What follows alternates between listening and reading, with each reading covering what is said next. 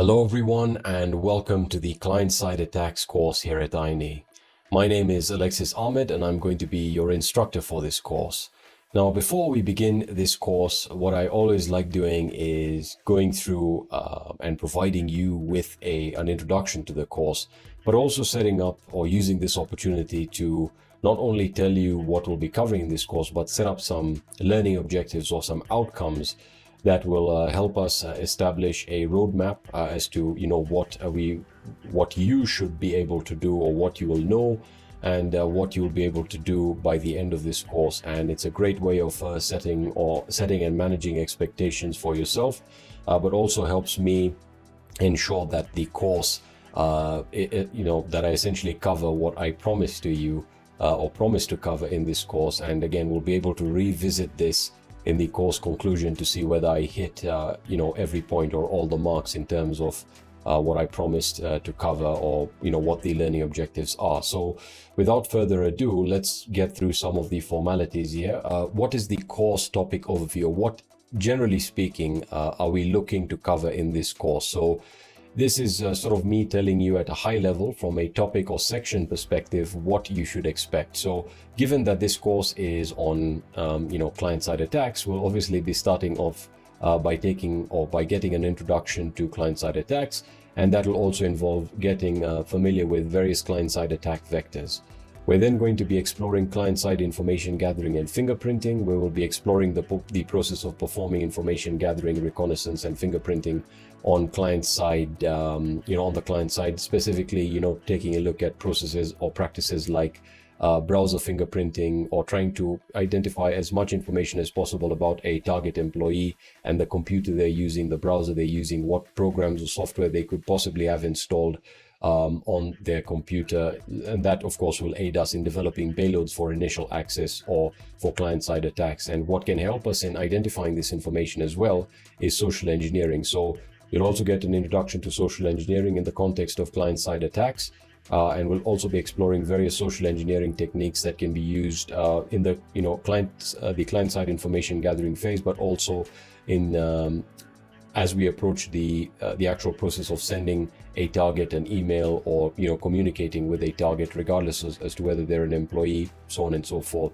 And this will also involve taking a look at pretexting, which is again the process of establishing a legitimate or non-suspicious communication or relationship with a target, regardless of whether they're an employee, so that again you're essentially trying to establish trust with the target so that they're more likely to open up documents that you send them, so on and so forth. This will then tie into the process of planning, launching and tracking phishing campaigns or exercises with a really cool tool called GoPhish. So you'll actually be taking a look at how to do that with a lab, and how you can use GoPhish in your own pen tests or red team operations. We'll then turn our attention to resource development and weaponization, which is the process of developing payloads for initial access, and we'll be really focusing on leveraging Microsoft Office documents as a primary basis for our initial access or client-side attack vector or medium, as it were. And as part of this, we're going to be exploring the process of VBA macros, or developing VBA macros. So you'll be able to write your own VBA macros by the end of this course. And of course, when I reference VBA macros, I'm not just talking about normal ones. I'm talking about VBA macros that can be used for initial access. We'll also dive a little bit into PowerShell and how that can come into a VBA macro. Let's say, if you're trying to use or trying to integrate PowerShell to act as a dropper, so on and so forth. And this will then all tie into weaponization, which is now, tying everything together. So the VBA macro, a proper, Office template that again is designed to be as non-suspicious as possible. And that will again pretty much lead to the crescendo, which is generating malicious MS Word or MS Office documents really for initial access. We'll also be touching on HTML applications and how we can leverage HTAs for initial access, primarily through the browser, but also in inclusion, or for inclusion in VBA macros, because we can leverage HTAs or HTML applications in conjunction with mshta.exe on Windows to facilitate execution of, let's say, a payload or a dropper. We'll also be exploring HTML smuggling, so the process of smuggling a payload or a dropper within an HTML page, and that'll also involve the use of JavaScript, and we'll be taking a look at how this can be done, especially if you're targeting an employee or a target through their browser, or you're trying to utilize that vector for initial access. And that'll then lead into browser-based attacks. We'll be taking a look at leveraging inbuilt browser functionality like pop-ups, notification bars, to coerce the user into doing or performing an action like installing an update. And this will be primarily facilitated using the browser exploitation framework, or BEEF. And that at a high level is what you can expect in terms of high-level topics or sections that again will be covered in this course. With that being said, you might be asking yourself, what are the prerequisites for this course? Well, firstly, you need to have a basic familiarity and understanding, or rather knowledge, of the penetration testing lifecycle. So what this means is that you shouldn't be a newcomer to this course or newcomer to penetration testing. You need to be familiar with penetration testing, at least at a fundamental level. And I'm assuming that you are, if you're coming to this particular course and certification from the EJPT certification. So pretty much you just need to know what, the various phases that make up a penetration test, and even a red team in general. Secondly, you need to have basic familiarity with Windows and Linux. Given that we'll be using or interacting with these systems, you need to be able to use Windows. You need to know, about the various components that make up Windows, not at a deep level, but just enough to be functional, which again, I assume that you are. And finally, just because of its use, just because we're going to be using it for a couple of demonstrations, you need to have a basic familiarity and understanding of what the Metasploit framework is and how it is used. So again, I'm assuming that these are all prerequisites that you already have or already meet if you are coming to this particular course and certification from the EJPT. With that being said, those are really all the prerequisites that you need to have before taking this course, and that brings us to the most important section of this introductory video, and that is going over the learning objectives. So this is where I lay out what you will know and what you will be able to do by the end of this course. And again, this allows you to set expectations as well as myself, but allows us at the end of the course to revisit these and see whether we covered everything, or whether you know what you're supposed to know by the end of the course and you are able to do what I promised in here. So to begin, taking a look at the learning objectives, by the end of this course, you'll have an understanding of what client-side attacks are and the various types of client-side attacks that are utilized for initial access. You'll be able to perform client-side information and fingerprinting, information gathering and fingerprinting in order to identify key information regarding a target's client-side configuration, like the browser, the operating system they're using, as well as what programs are installed on their computer. You'll also have a solid understanding of what social engineering is, the types of social engineering attacks used, and the role of pretexting in successful social engineering campaigns. You'll also be able to plan, deploy, and manage phishing exercises or campaigns with tools like GoPhish. You'll have an understanding of what resource development and weaponization are in terms of client-side attacks, and you'll be able to develop your own VBA macros for initial access. This will also lead into you being able to leverage functionality in Windows like ActiveX controls to control or facilitate macro execution in documents, based on your own requirements. And that leads to the final crescendo, which is the fact that you'll be able to develop and customize your own macro-enabled MS Office documents that are to be used in obtaining, or for the purpose of obtaining, initial access on target systems. And finally, you'll be able to leverage HTML applications for initial access or for inclusion in VBA macros. So that is my promise to you in terms of what you will know and what you will be able to do by the end of this course. And now that we've gone through that, I hope you're excited, because there's a lot that we'll be covering in this course. And I personally am really excited to get started, as you can see by the slide here.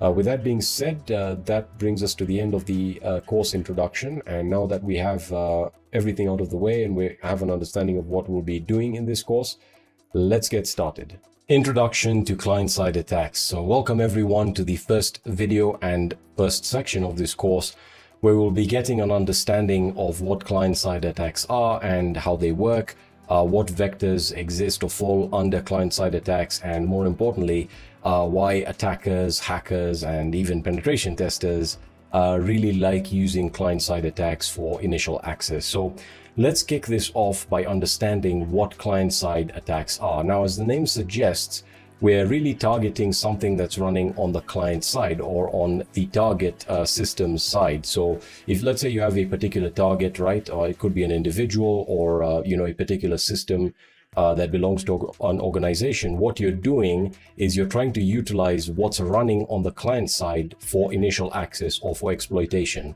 So client-side attack or client-side attacks refer to techniques and the tactics used by attackers or penetration testers to exploit vulnerabilities or misconfigurations in client-side software, and that's the key word, or the systems that are accessed or used by employees of a particular target organization. So the objectives of these attacks involve compromising end-user devices, applications, or employee behavior in order to gain initial access to a target system or systems. Now, in the context of penetration testing and red teaming, client-side attacks aim to simulate or emulate real-world threats and assess an organization's security posture by targeting the weakest link in the security chain, which are employees. So, if you are a penetration tester, a junior penetration tester, or you've gone through the junior penetration testing certification, in that particular certification or the courses, we talked a lot about exploitation and post-exploitation. But remember, in the case of initial access, the process of trying to gain that initial foothold on a target system or on a target network, we only explored initial access techniques that involve exploiting servers, if you remember. However, as you know, most organizations that you'll be performing a pen test for will have publicly accessible servers that are available on the internet, and they could be hosting a web application, a database, a mail server, etc. But those servers that are publicly available might not be part of the internal network of the organization. And let's say you've been tasked to perform a pen test on the systems within the target organization's internal network, and the company has asked you to try and gain access to that internal network using whatever means possible to try and show the company what is possible, from the perspective of an attacker or someone without any insider knowledge, right? So think of this as your classic black box pen test. Now, remember, we can take over or we can try and exploit the publicly accessible assets. However, we really want to get into the internal network. Now, how do we do that? What becomes our target? Well, you might be thinking to yourself, well, the employees' computers become the target, and that is correct. But how do you connect firstly, or how do you get access to an employee's computer? That's where client-side attacks come into play. So what you're trying to do with client-side attacks is you're trying to leverage the programs and software installed on employee computers or laptops in order to gain initial access. So let's say they have Microsoft Word or the entire Microsoft Office package installed. Well, in that case, you try and utilize a malicious document that you would then send to that employee via phishing email or a spear phishing attachment email that then prompts them to download that malicious Word document, run the macro contained within it, and that would then give you a remote access or a form of command execution or a reverse shell. So the bottom line and the key thing to note here is that your client-side attacks will depend on the software and the configuration of the operating system on the that's running on the employee's computer or your target's computer. So let's say they did the target employee or the employee you're targeting doesn't have Microsoft Office installed. What do you do then? Well, that's what we'll be taking a look at in this course, in addition to, again, trying to cover as many use cases or scenarios as possible. So the key thing to note here as I summarize that slide is we're really targeting, the employees' computers or any devices, but we're really focusing on what's running on those systems or on those computers and trying to use those systems and employees' behavior or their typical habits to get them to do something that they shouldn't be doing, consequently giving us initial access. So that brings us to this slide where, as you can see, or as stated here, client-side attacks typically involve or require some form of user or employee interaction and user deception or manipulation in order to get the client-side software to execute the malicious code or payload. So the bottom line is, let's say we know that, the target organization employees on their computers, they all have Microsoft Office or Microsoft Word, for example, right? And we generate a malicious Microsoft Word document that when ran when the macro is executed, it connects back to a listener. So it's actually a reverse connection, which is great. However, in order for that to happen, the employee also needs to download the file and then open the Word document and run the macro. So you need to be very cognizant of the fact that generating a malicious document is not enough. You actually need to coerce the employee either through a phishing email or communication of some form to get them to click on to actually download the document and then open it and run the macro. And again, I'm using a very basic example here. Now, as you can obviously tell, if you've been in cybersecurity for a while, these are the initial client-side attacks. Are the initial access vectors that are the most dangerous and most frequently used by attackers. And I'm talking about real-world threats now, not just penetration testers. So these attacks are substantially more dangerous than server-side attacks, as they do not require direct access to the target system or the target network. And that is true. Remember, we are not touching the employee's computer either directly or physically or via the network.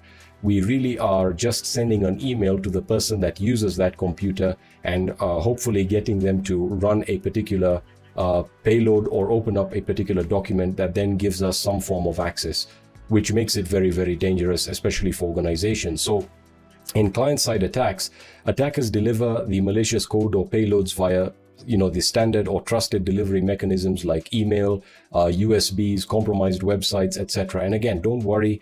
If I've mentioned a lot here, we'll be covering all of these techniques, and I'll be using real-world examples of what I've implemented in pen tests. So that begs the question, or you might have the question, well, what other advantages do we get with client-side attacks if it isn't obvious already? Well, client-side attacks are attractive to attackers for the following reasons. Firstly, you have a larger or wider attack surface. What does this mean? Well, end-user devices such as desktop computers, laptops, smartphones, and tablets are ubiquitous in modern organizations, which means you're always going to find them in modern organizations or in organizations in general, therefore providing you with a large attack surface for exploitation. That is even the case, or even more so the case, with organizations that have a lot of employees. It can be difficult to manage or train all of these employees to not click on links or suspicious links or download attachments, etc. Secondly, you have user interaction, right? So client-side attacks leverage human vulnerabilities, and that's the key thing here, such as curiosity, trust, or ignorance, in order to trick users or employees into executing malicious code or divulging sensitive information. And keep that last set of words in mind, divulging sensitive information, because that can also come into play here. The other advantage, or one of the other reasons why client-side attacks are attractive to attackers is, less stringent security control. So end-user devices, and of course this is very nuanced and it's based on the organization you're performing the pen test for, but end-user devices may have less robust security measures compared to servers or network infrastructure, making them more susceptible to exploitation. What do I mean by this? Well, employees may have computers that they actually work on when they're in the office, but they may also have laptops that have been given to them by the organization that they get to take home. And when they're not part of the internal network, there may not be any monitoring of logs or anything that can, again, prevent this type of attack from happening. And, where you really are only trying to get that initial foothold first. And then when they come back to the office with the laptop that's been compromised and they connect it in, you're still getting the same level of access. The bottom line is that, for large organizations with a large amount of employees, it can be very difficult for organizations to manage and maintain, host-based security and monitoring for all of these laptops and computers. The other thing is employees are constantly leaving, or, new employees are joining in. And again, I'm not saying this applies to all organizations, but you might find actually quite a few organizations that don't have proper security or host-based security configured. And then, of course, the other reason is the potential for lateral movement. So once you've gained initial access or that initial foothold onto that employee's computer and they're connected to that internal network, you can then utilize client-side attacks to pivot or laterally move to other systems or resources within the network in order to, get access to more data, elevate your privileges. You can then, do your standard post-exploitation stuff like persistence, exfiltrate data, etc. So you really are just trying to get that initial foothold. Once you're in and, you've leveraged a client-side attack to do so, at that point, the penetration testing methodology just remains the same. You're going to try and, pivot or perform lateral movement to other computers, other employee computers, try and do as much as you can. And that's the essence of the pen test, after you have gained initial access. So client-side attacks, just to make it clearer, is really the way you should think of it as is an initial access technique, a way for you to gain access to a system. So that brings us to this very important table here, which is essentially outlines the differences between client-side and server-side attacks, which you should be familiar with. So in the case of the targets, right? So what is the target for when you're talking about client-side attacks? Well, the target is typically going to be end user devices, applications, or employee or human behavior. And these attacks exploit vulnerabilities in software or systems that are accessed or used by employees, such as web browsers, email clients, or office applications. In the case of server-side attacks, this is again very, very standard. You should be familiar with this. We're targeting servers, network infrastructure, or back-end systems, and these attacks focus on exploiting vulnerabilities in servers, databases, web applications, or services that are hosted on remote servers that are typically publicly exposed to the internet. In terms of the objective of client-side attacks is to compromise end-user devices, steal sensitive information, or establish a foothold within an organization's network. The last one, or the latter, being the most important. And these attacks often leverage social engineering tactics to trick users into performing actions that facilitate the attack. Going back to the example, sending an employee of the target organization an email with a malicious Word document that has a macro that again will connect back to our C2 server, or connect back to our listener, whatever the case. That's what you're typically going to be doing, or that's what the objective is. Now, the objective for server-side attacks are to gain unauthorized access to servers or backend systems, exfiltrate data, or disrupt services. And these attacks, and this is very important, may exploit vulnerabilities in server software, misconfigurations, or insecure server-side scripting. That's mostly the case for web applications, but it remains relevant nonetheless. In terms of execution, and don't worry, I'll explain these terms as we progress. In the case of client-side attacks and execution, this typically involves the delivery of malicious content or payloads to end-user devices through channels such as phishing emails, malicious websites, or infected documents. So what execution refers to here is how this is performed, right? How client-side attacks are performed or facilitated. So as you can see here, we're facilitating it through phishing emails, malicious websites that are running malicious scripts, or infected documents. In the case of server-side attacks, the execution is, the exploitation of vulnerabilities or weaknesses in server-side software, services, or configurations. Fairly standard. If you have a, web application running on a server and that web application is vulnerable to command injection, you're going to exploit that vulnerability to gain access to the underlying server, and, you can then execute commands, etc.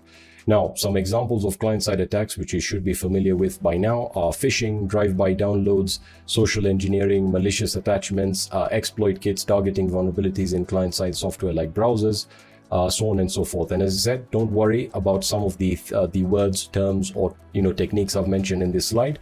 We will be getting to them in due course.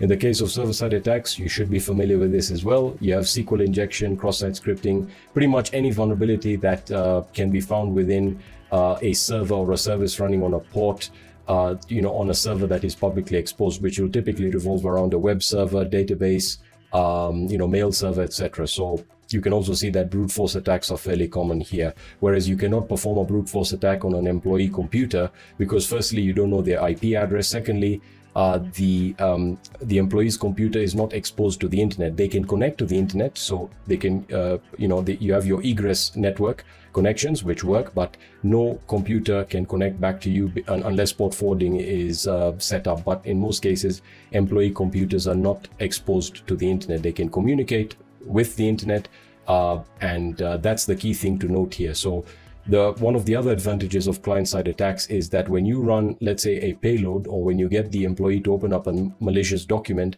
that runs a macro that then connects back to our listener, it is egress traffic, which means it's coming out of the network and makes it harder to detect. Whereas your standard server-side attacks, you're connecting directly to the server, and then you can still get a reverse shell and have the connection come back to you, but you are actually not physically, but you're interacting with the target system.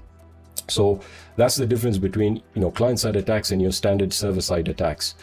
And now that brings us to the final set of slides where I'm going to explain to you using a fictitious example or scenario how client-side attacks typically work using various examples. So Let's consider a fictitious example of a client-side attack that is targeting an organization called Acme Corp, right? So the company is called Acme Corp. And in this fictitious example, the client-side attack begins with reconnaissance and target identification, followed by payload development, delivery, and execution. And as I said, I'll explain these terms. But the attacker or the pen tester leverages social engineering tactics and exploits vulnerabilities in the client-side software to gain unauthorized access to Acme Corp's network, ultimately achieving their malicious objectives. So that's the setup there. So this is how the attack might unfold from reconnaissance to payload, delivery, and execution. So step one is reconnaissance. Now you might be a little bit confused. Why do we need to perform reconnaissance when we're targeting, when we're targeting an employee's computer, when we're performing client-side attacks? Well, remember, client-side attacks, as I mentioned in the earlier slide, I want you to think of client-side attacks as initial access vectors, which means that if we are using it for initial access, then our reconnaissance needs to change. So step one is always reconnaissance. So what does the attacker or does the pen tester do here? Well, the attacker begins by conducting reconnaissance on Acme Corp using publicly available information, social media profiles, company websites, and job postings. And the key distinguishing factor here is that the attacker or pen tester identifies employees, their roles, and potential targets within the organization. So you're looking for users or employees that are likely to, again, have a computer within the internal network, have a specific software that might be advantageous to you installed on their computer. So think of the HR department and the accounting departments. These are typically the departments or employees that are frequently targeted by phishing emails. It also happens in marketing departments, but generally speaking, this is typically what you see.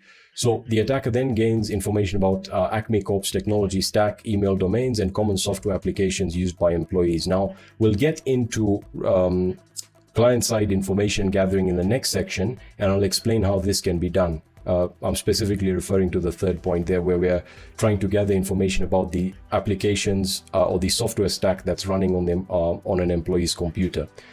Then we have step two, which is target identification, which really falls under reconnaissance, but based on the reconnaissance findings, the attacker identifies specific individuals within Acme Corp who are likely to have access to sensitive information or valuable assets, and the attacker selects potential targets for the client-side attack, such as employees in finance, human resources, or executive positions, as I mentioned.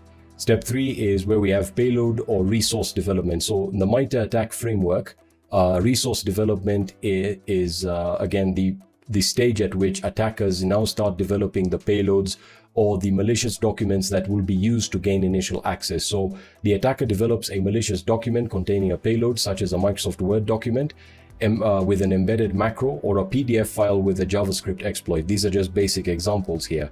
The payload is designed to exploit vulnerabilities in common software applications used by Acme Corp, such as Microsoft Office or Adobe Reader. And then in terms of step four, we have payload preparation, right? So this is where the attacker creates a convincing pretext, and that's a very important word, for the payload delivery, such as crafting a phishing email masquerading as an important document from a trusted source. So this is where now you set up the email infrastructure or the phishing infrastructure, you register domain, create an email, specifically for the attack, and you try and make the phishing email that contains the malicious attachment look as legitimate as possible, and you're trying to convince the employee to download the actual document and run it. So that's the objective here. So the attacker sets up the infrastructure to host the malicious document or payload, such as a compromised website or a temporary file sharing service, or they can even, well, it's typically not done today, but you'll typically attach the document to the email, although, as I said, modern email services will typically scan attachments. So you're trying to, you're trying to serve or provide the employee with access to the actual document somehow. And then you have your payload delivery, which is step 5. So this is where the attacker sends the phishing emails to selected employees within Acme Corp, urging them to review the attached document or click on a link in order to access the important information. The phishing email may contain social engineering tactics to increase the likelihood of success, such as urgency, fear, or curiosity. What this means is by creating an email that looks serious, where you say urgent, this document needs to be reviewed. If you're sending it to the accounting department or someone in the accounting department, you'll say review the profit and loss, or look at this particular invoice. And again, you're trying to get them to click on it or to download that file and run it. And then you have step 6, which is payload execution. So a targeted employee at Acme Corp receives the phishing email and opens the malicious document or clicks on the provided link. The embedded payload executes, exploiting vulnerabilities in the client-side software, in this case Microsoft Office, to gain a foothold on the employee's device or computer. The attacker's payload establishes communication with a command and control or C2 server that is controlled by the attacker or pen tester, establishing further interaction and control. And then of course you have your standard post-exploitation, which is step 7. So what happens after you've gained initial access? So with access to the employee's device, the attacker may perform post-exploitation activities such as privilege escalation, lateral movement, or data exfiltration. And the attacker may escalate privileges to gain high-level access within Acme Corp's network, moving laterally to compromise additional systems or resources. And this is the general methodology that I've put together. Now, again, this is not something that needs to be adhered to, but this is what I recommend or what I've typically seen. So you can also refer to MITRE ATT&CK. You can also refer to the MITRE ATT&CK framework and the various tactics that exist within the framework, as they've sorted it quite similar. But you have reconnaissance, you identify your target, such as the employee email, stuff like that. You then perform a little bit of reconnaissance. Well, you should have performed it, but you have an idea of what software stack is running on the employee or on the target's computer. You then develop, let's say, a document, and then you serve it to them via phishing email. You get them to click on it, again, still via the email, and they click on it, and that gives you initial access, and then you move on to post-exploitation. So this is generally what you will be doing, or the steps involved in a client-side attack. As I said, what comes after initial access is your standard penetration testing methodology or lifecycle, where you have local enumeration, privilege escalation, credential access, persistence, exfiltration, impact, etc., etc. So that brings us to the end of this introductory video. I know that was a mouthful and a lot to take in, but as I said, I'll be breaking all of this down and more in this section and also in the other sections within this course. With that being said, that's going to be it for this video, and I will be seeing you in the next video.